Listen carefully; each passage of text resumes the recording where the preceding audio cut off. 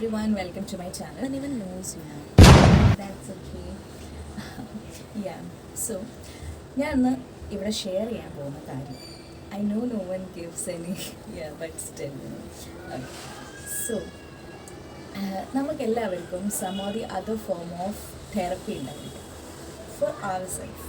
Okay, so basically എനിക്കിഷ്ടമുള്ള കാര്യങ്ങളെന്ന് പറഞ്ഞാൽ I like to be with my pets, or I like to watch some movies, or ഉറങ്ങുക, അല്ലെങ്കിൽ പിന്നെ ക്ലീൻ ചെയ്യുക, ഈ കാര്യങ്ങളൊക്കെയാണ് എനിക്കുള്ളത്.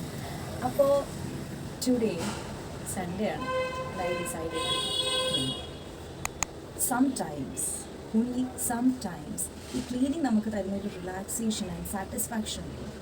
I don't think nothing else can provide that sort of relaxation and satisfaction.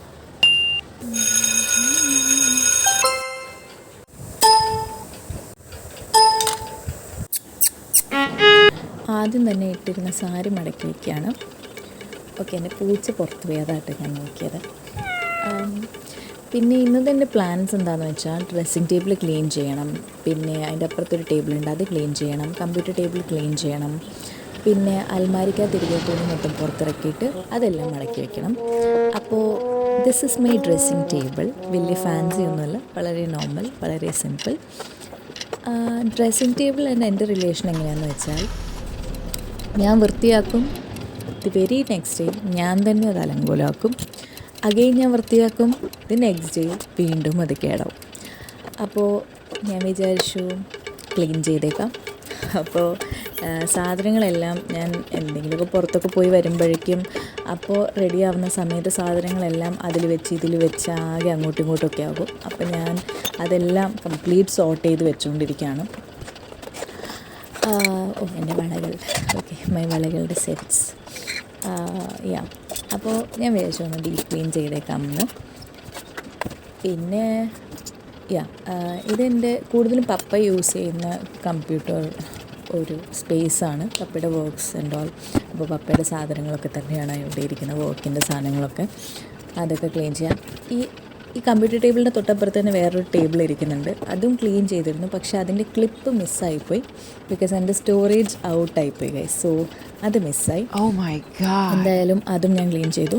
പിന്നെ ഞാൻ നേരത്തെ പറഞ്ഞ പോലെ അൽമാരി ഇരിക്കുന്ന തുണി കംപ്ലീറ്റ് പുറത്തിട്ടിട്ടുണ്ടായിരുന്നു, ഇനി അത് മടക്കി വയ്ക്കുകയാണ്. അപ്പോൾ ഡ്രസ്സിങ് ടേബിളും മറ്റു ടേബിളും ഒക്കെ വൃത്തിയാക്കിയ സമയത്ത് കുറേ പോലത്തെ സാധനങ്ങൾ പുറത്തേക്ക് വന്നിട്ടുണ്ടായിരുന്നു, അതെല്ലാം ഒന്ന് സെറ്റാക്കി വെക്കുകയായിരുന്നു. പിന്നെ അത് കൂടാതെ രാവിലെ അമ്പലത്തിലേക്ക് പോകുമ്പോൾ റെഡിയാവുന്ന സമയത്ത് അതിൻ്റേതായിട്ടുള്ള നമ്മുടെ തേപ്പ് പെട്ടിയും സാധനങ്ങളും ഒക്കെ എക്സ്ട്രയും കിടപ്പുണ്ട് അവിടെ. അപ്പോൾ എല്ലാം കൂടി മടക്കി സെറ്റാക്കിക്കൊണ്ടിരിക്കുകയാണ്. പിന്നെ